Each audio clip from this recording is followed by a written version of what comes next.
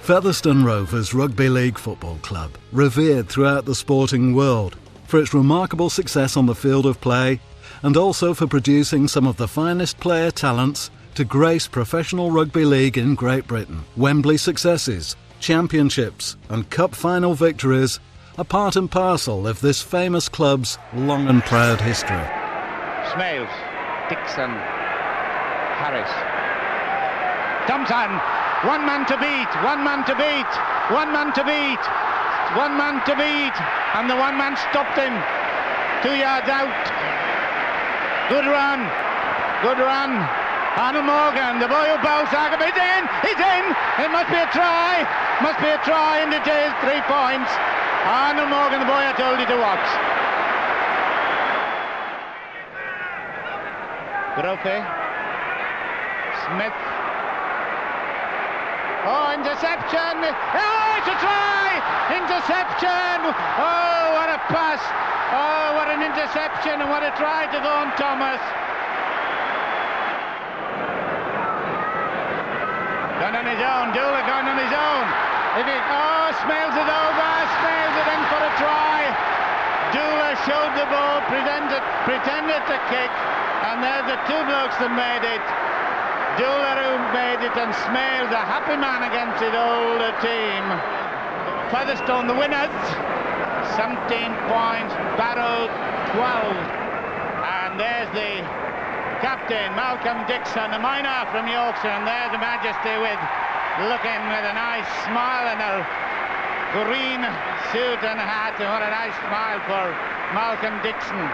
Duke of Edinburgh, there's the chairman and there's the captain. Yeah, the club's come a long way in the last since 2007 when we got back into when we got out of the old which was then the Championship one.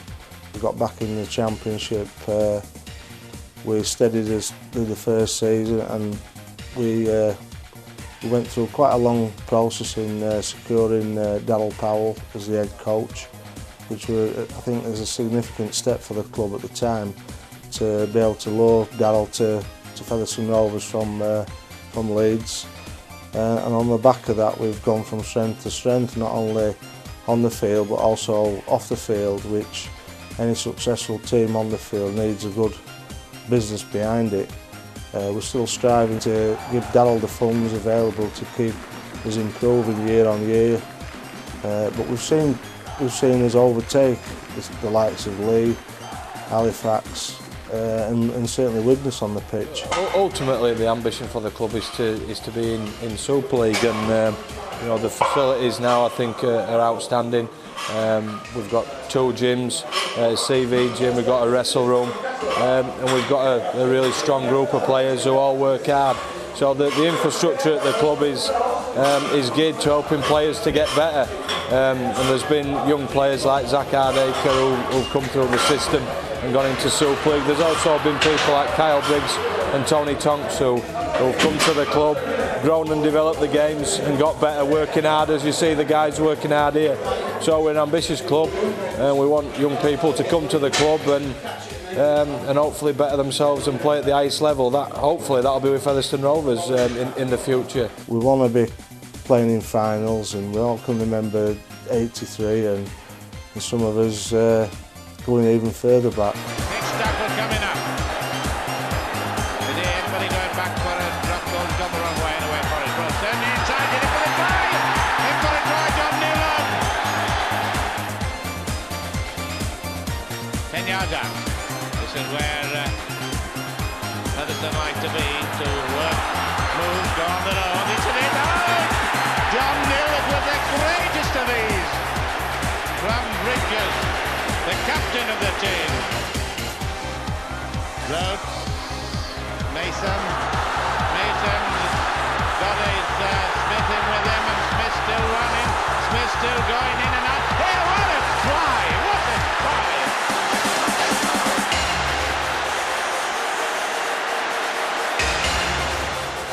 Vince Farrow, Thompson going up in support, still working the move, and Dave Hartley pressures anything, having just come on, will be the man to work on. It's a It's a try, all right. Rovers beat Northern 33-14, with John Mueller, a supremely classy player, collecting the trophy. In 1983, Hull's dominance appeared certain to continue. Featherstone Rovers faced them, and few gave them much chance. How wrong they were to be. Another feature in Challenge Cup history, the underdogs often did well at Wembley, and what a climax this game had. Many have said that this Featherstone are a dour side, a forward side, but of all their tries, 12 of 14 have come through the backs. Oh, and here's one, Hobbs going for the line! And he's over! Well, what a surprise! The first time that Featherstone have gone into that 25, and that man David Hobbs has put them in the lead. 2 yards from his Featherstone line. Oh, he's lost it. Well, he's given a try. Oh, penalty try. Yes, he held him back. Well, how often do we see those at Wembley? I've certainly never seen one. So we're all square and just look at those 30,000 Hull fans. They go up in the air. Mick Crane again at first receiver. He's doing the ball work. Oh, and a good pass to Rose, to Lulai. This is the man looking over the line, and he's there. Well, we said that this whole side had scoured the world for their stars, and this man, James Lulai, all the way from Auckland, he pulled them out of the fire in the semi-final, and my word, he's pulled Hull out of the fire again. This kick successful should give Hull a clear 5 points lead, and it does, no problems with that. So Hull go into a 10 points to 5 lead. Featherstone piling the pressure on now. Steve Hankin. Gary Siddall, Hankin again. Oh, and a good ball to Hobbs. Oh, he's going for the line, and he's over. Well, just when we thought Featherstone were down, there's that man Hobbs again. He strolled through that Hull defence. 12 points to 10. And what pressure on this lad. How right he was to take that penalty early on now. If he kicks this.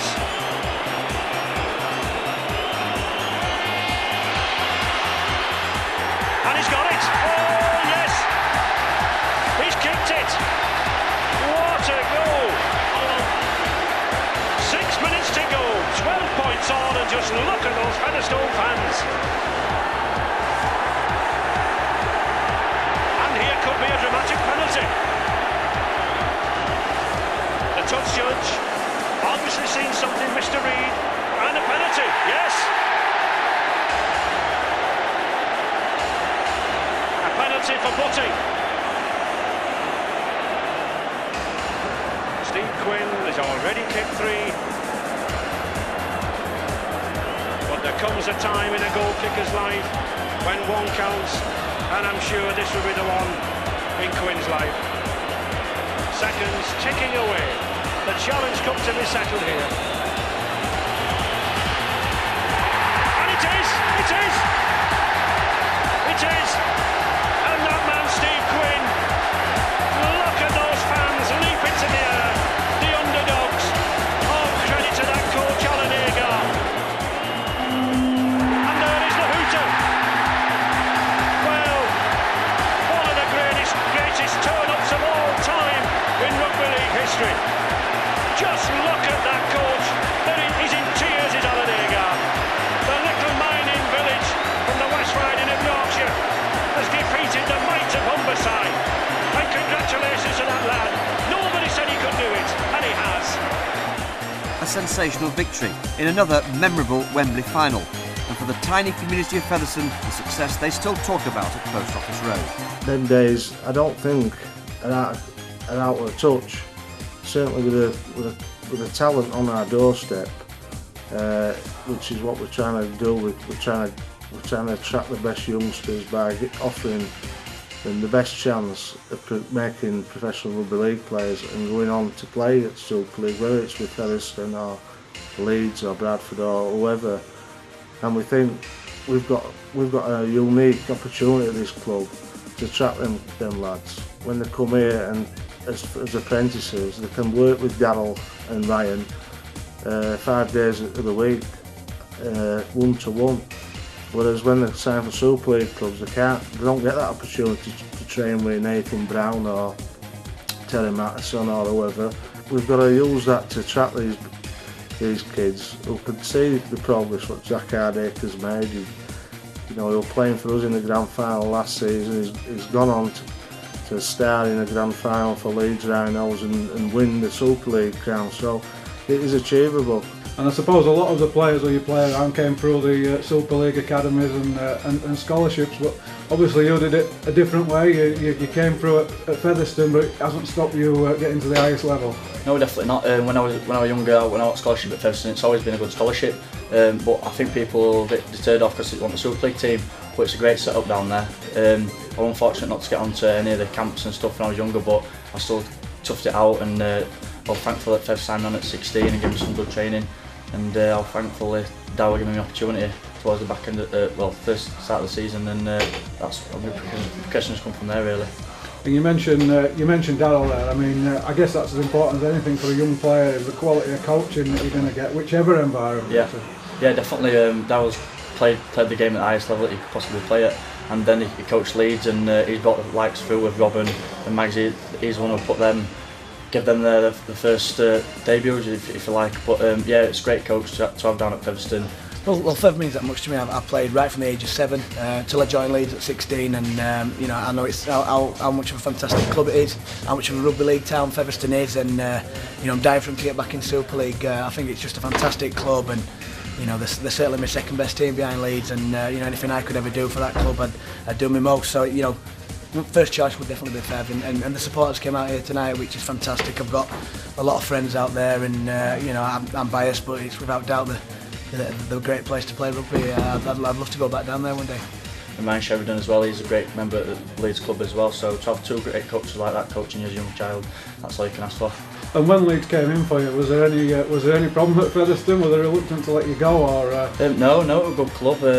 They just gave me the opportunity really and asked me what I wanted, and as young guys growing up, your dreams play with the best teams to win the grand final, if you like, and Featherstone enabled me to do that. They gave me the opportunity to play against men instead of the likes going up against 28, 18, 19-year-olds like many Super League clubs do, and thankful for Darryl to give me the opportunity in the first team there, and he let me go, and it's just been up and upwards from there, so I'm really thankful for Featherstone and Darryl for giving me the opportunity. That parents in that saw the opportunity what we were giving him, and that's why he signed for Featherstone, and through his hard work and through the hard work of the coaching staff, he's ended up getting to where he wanted to be and where he deserves to be. We feel we're in a really good, strong position at this moment now to capitalise on what we've done on the field, what we're doing off the field, and we really need to just focus now on how we're going to get there in 2015 so we can present an absolutely outstanding bid for Featherstone Rovers to be back in the Elite League. Like I say, we're a club with big ambitions, and we believe we've got a lot going for us. So yeah, it's a great club to be at. We've challenged the best in the land for years and years, so why there's no reason why we can't get back there and have this ground full again. One of my personal ambitions is to see this ground full again and brimming, and which creates that special atmosphere what everybody loves it for.